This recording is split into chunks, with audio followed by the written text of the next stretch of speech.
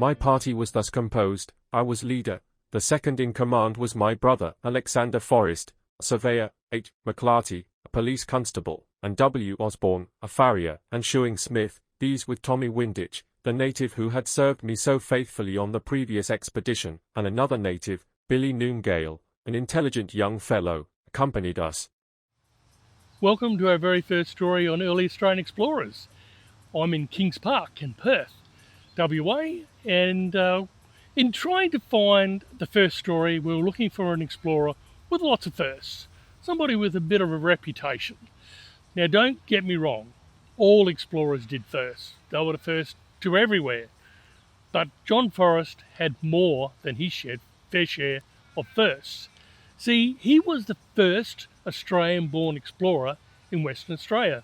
His parents were Scottish immigrants, and he was born in Bunbury in 1847. He went on to become a surveyor, and his first expedition was in search of Ludwig Leichhardt, a story that's dear to my heart. His second expedition would be to lead a party from Perth to Adelaide. Now, that's never been done before. Edward John Eyre had gone from Adelaide to Albany. So that was the first, and then he leads another couple of expeditions into the furthest part of WA, into South Australia, and we'll probably cover those later on. But John Forrest then goes on to become the first Premier in Western Australia, instrumental in the construction of the Fremantle Harbour and the Eastern Goldfields Pipeline. It's a water pipeline that runs from Perth to Kalgoorlie. And then he goes on and serves in the first federal ministry under the Prime Minister, Edmund Barton. He's the Treasurer for a while and then becomes Minister of Defence. He's instrumental in the establishment of the Australian Defence Force, but also the Transcontinental Railway line across the Nullarbor Plain. So a man of many firsts, as you can see. But an interesting fact that he becomes unwell in 1918, is on a passage to England for treatment, where he dies at sea and is buried in Sierra Leone in West Africa. Now, 8 months later, they will exhume him and bring him back here to Western Australia for a state funeral. But we're going to do expedition number 2, Perth to Adelaide. Now, his path, or his trek, he leaves here, he follows the old mail route down through Williamsburg to Cojan. He'll track across from Cojan, intersecting with Edward John Eyre's expedition path, and then he'll follow that in part across the Nullarbor Plain to the Gawler Ranges, where he'll traverse the Gawler Ranges and then down to Adelaide. It's a very interesting story because it's full of severe hardship for the Forrest expedition. There's some near misses. There's some very interesting interaction with the Aboriginals.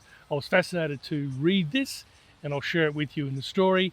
And also some serious reflection on the struggles with about Edward John Eyre. They even find some interesting relics from that expedition before they make Adelaide. So it's a great story, extremely interesting. So why don't you join us while we unravel the story, and you can follow us across the Nullarbor. We started from Perth on the afternoon of Wednesday, the 30th of March, 1870. His Excellency the Governor accompanied us for about 3 miles on the Albany Road. We had 15 horses, and provisions sufficient for the journey to Esperance Bay, a distance of about 450 miles.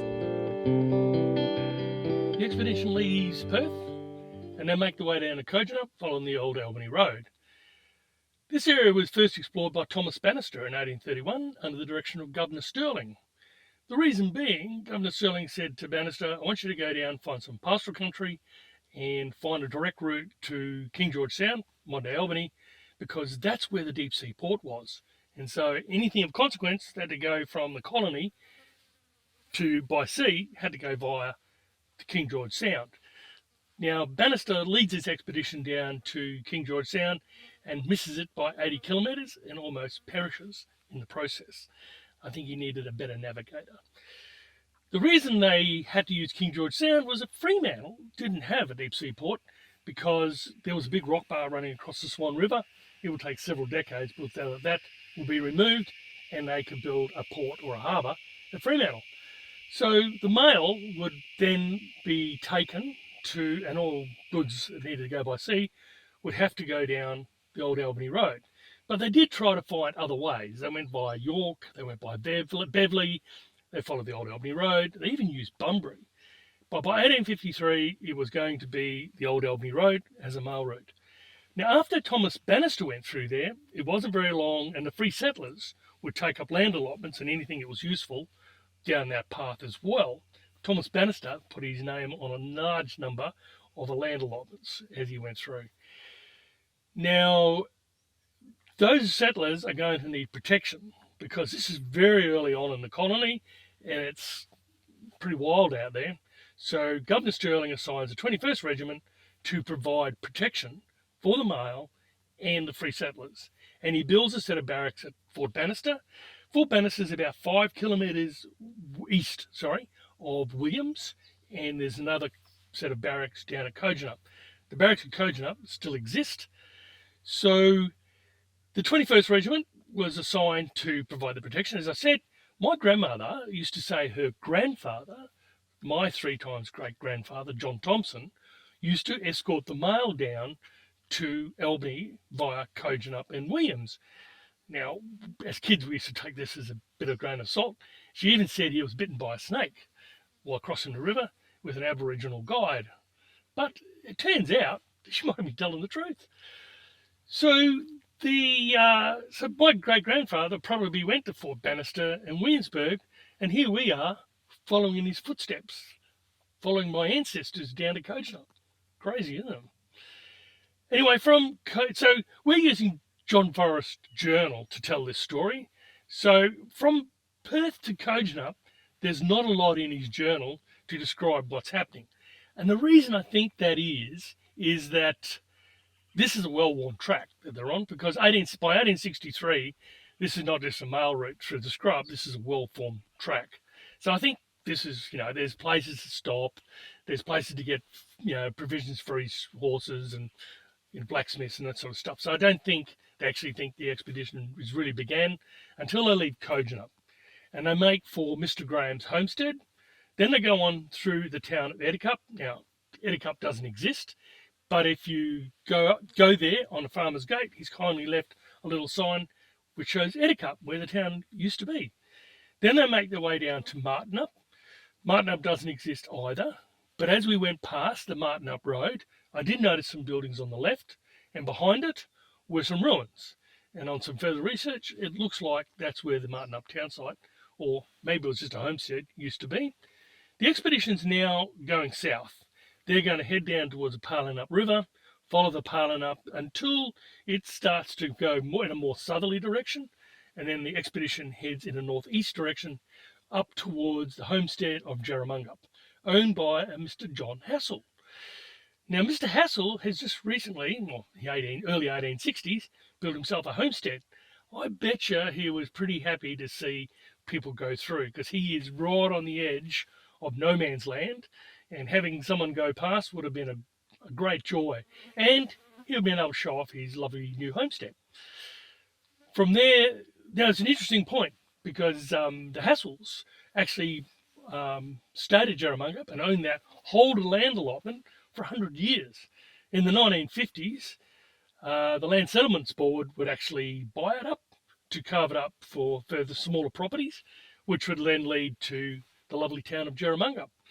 But from here, our expedition is going to make in the southeasterly direction towards Esperance, and so are we. So why don't you join us as we head on?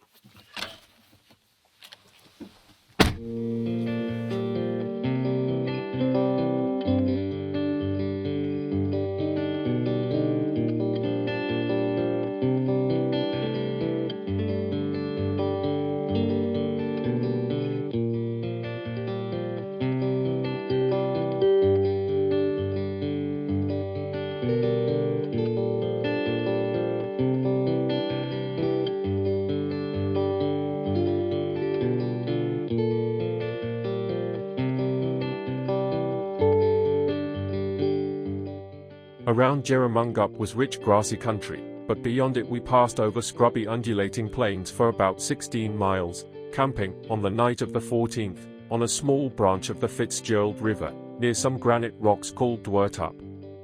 At this spot there was water, but very little feed for the horses. From this point the progress will be best narrated by extracts from my diary. 20th. Travelling 9 miles, reached Mr. Campbell Taylor's station on the Oldfield River, and rested for the remainder of the day. After starting the party, with instructions to reach and camp on north side of Stokes Inlet, distant about 20 miles.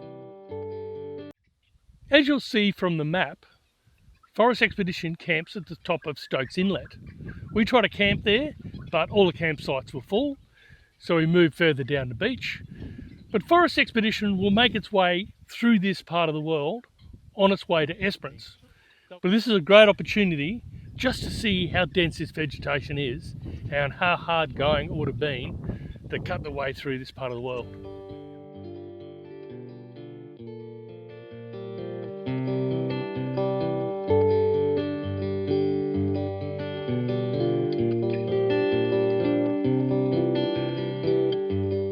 "24th, Sunday. Left camp in company with Billy Noongale, and proceeded to Esperance Bay, distant 24 miles. On getting in view of the bay, was much disappointed to see no schooner lying at anchor, and felt very anxious for her safety. Was very kindly received by Mrs. Andrew Dempster, the Messrs. Dempster being away on Mondrain Island.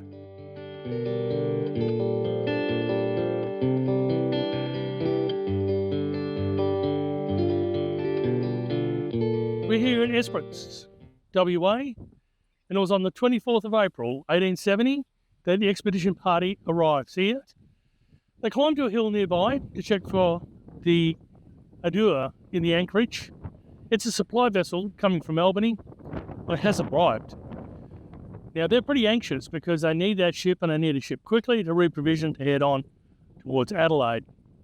When Mr. Dempster returns, now that is the residence behind me of Mr. Dempster. He had been here since 1843-44. He offers to allow the expedition party to bring their camp up to an area to the bottom of this hill, just a road there now. They continue checking for the Eyre, and it does arrive a few days later, much to their relief. They're going to reprovision and head towards Israelite Bay. The reason they're doing that, they have Eyre's notes, and Eyre's stated that they can find water at sand dunes in Israelite Bay. And I hailed it with a pleasure which was only equalled by finding, not far beyond, a few drops of water trickling down a huge granite rock abutting on the seashore. This was the only approximation to running water which we had found since leaving Streaky Bay. So that's where they're headed. Now I'm going to add in the extract from the journal of John Forrest. It gives you a bit of an insight on how concerned he was about the Eyre not being here. It gives you an insight about how they're going to reprovision and their concerns and preparations to cross the Nullarbor. There's a very interesting extract, if you go to Israelite Bay, about their trepidations on actually pushing on with the expedition. But this is Esperance, and this is the residence behind me, amongst those trees, of Mr. Dempster. It's great the house is still here.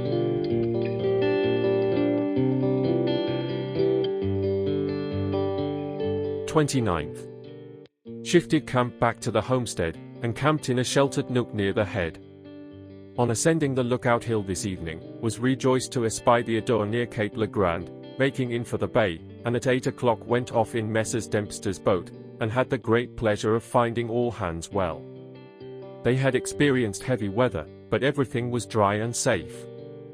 I cannot find words to express the joy and relief from anxiety this evening. All fears and doubts were at an end, and I was now in a position to attempt to carry out my instructions.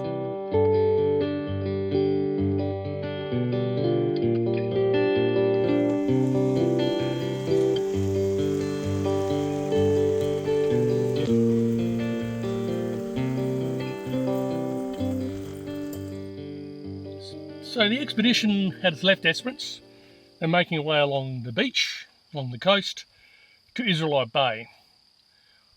We looked at going to some of those places. A couple of them we could have gone to.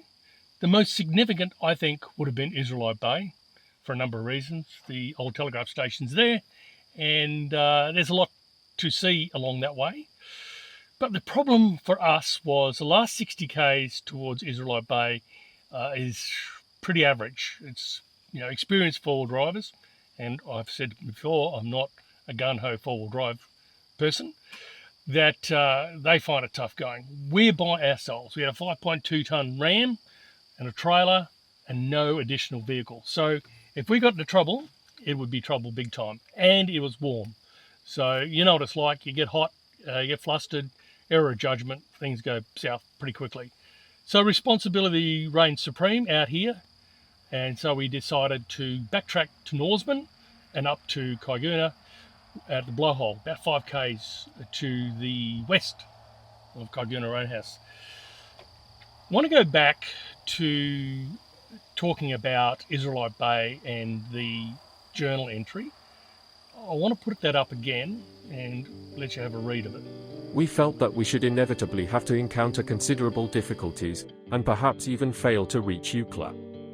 I deemed it right to give explicit directions to Mr. Wa, the master of the schooner, so that, in the event of not meeting with us at the appointed place, he should have no difficulty as to the course to pursue, and to that end I gave him in writing. You can see in his journal that they're very concerned about the suffering Eyre incurred crossing the Nullarbor, and they're stating in his journal, for us all to read now, they weren't even sure they're going to make it. So you can get a feeling of the gravity of the situation that John Forrest and the whole expedition has found themselves in. You've got to remember, he has his brother with him. So if he makes a mistake, it's his brother and himself and all his 2 other people and a couple of trackers are all in trouble. I don't know, I just find the gravity of that quite considerable. On the 9th of June, if you go to that journal, they're just to the south west of where we are now, and they make their way up right through this area. If you draw a straight line, we'll probably be passing directly over this area to 10th of June. Now, they're already suffering from a lack of thirst. I'm not. I have red wine from Off Track Wines. Delicious.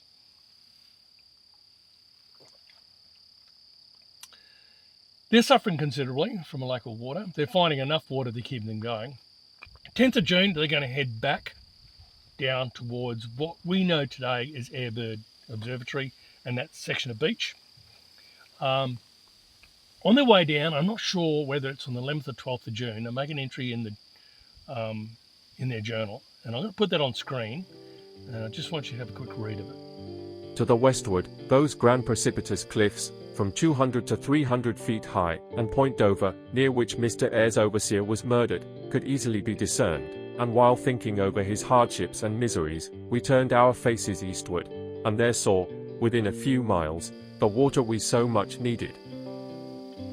You can see they're looking back to the west, over Baxter Cliffs, as we know them today. They didn't call them Baxter Cliffs then. And they're lamenting and empathising with Eyre's situation and losing his number 2, John Baxter. The whole gravity of where they're at is really weighing on them. Reading these journals gives you a real human side to these explorers. And as we go along, the suffering and the fear starts to creep in. It's quite obvious. They make their way down to the Eyre Observatory beach, and I'm going to keep calling it that so you can find it. And right at the eastern end, they find water. The reason they find water is that that's where Eyre found water, and they've got his notes with them. And he finds water there. Now, how did Eyre learn to find water amongst the cliffs? He was taught by the Aboriginals along the way. They obviously saw him suffering, and they showed him how to find water amongst the sand dunes, where it was, whether it's the front of the dune or back of the dune, I'm not sure, but they showed him how to do that. When Forrest is exploring, he sends his trackers out in front of him Now they find ammo holes, don't get me wrong, and they do a pretty good job of it, but they're still suffering. They don't seem to me to have the same skills as the Aboriginals that Eyre came across. See, Forrest gets the assistance of some of the two local Aboriginals, and eventually they have to get rid of them because they're not finding any water and they're eating their food. So Forrest, and if you read that part of the journal, and I'll see if I can find it and pop it on screen, and you can have a read. And if I don't find it, you won't see this bit. Finding the two natives entirely useless, as we could not understand them, and had to give them part of the little water we carried with us, motioned them to return, which they appeared very pleased to do. You can see his frustration.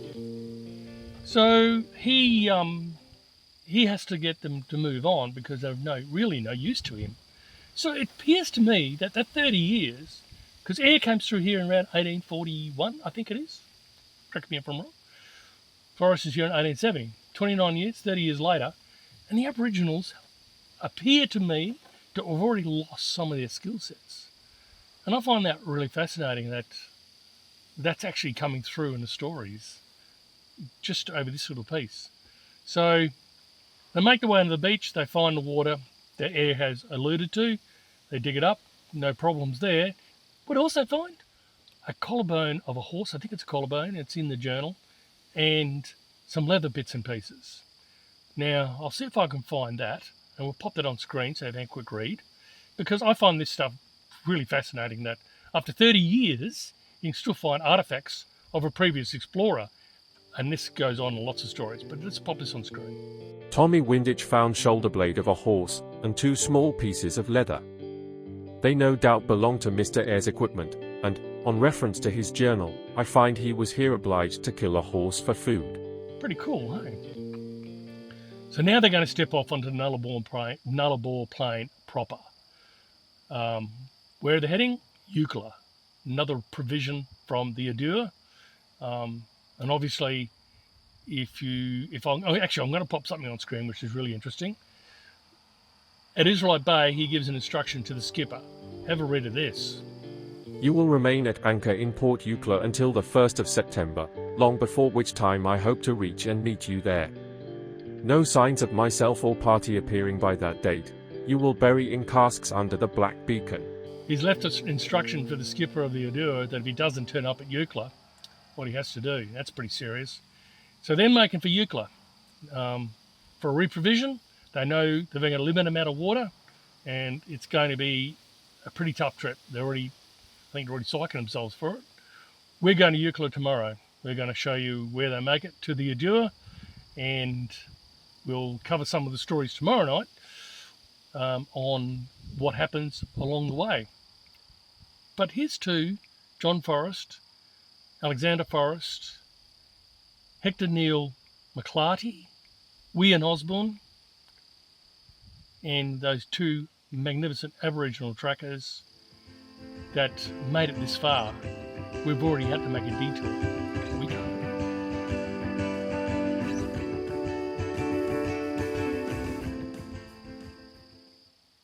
After travelling 12 miles, beheld the Eucla sandhills. Tommy's out in front of the party, making his way through the bush, and he hears a cooey. The next day, they come across a sign. It's left there by a guy in April of 1865, 5 years earlier, between Port Augusta and Sejuna, through the Gawler Ranges. In actual fact, is the original road. There was no Eyre highway. Now, from there, they're going to make their way up to Horrocks Pass. Horrocks Pass was explored by this man, John Horrocks. And the reason we made it our number one story was John Forrest was one of the few people that will ever cross the Nullarbor before 1900.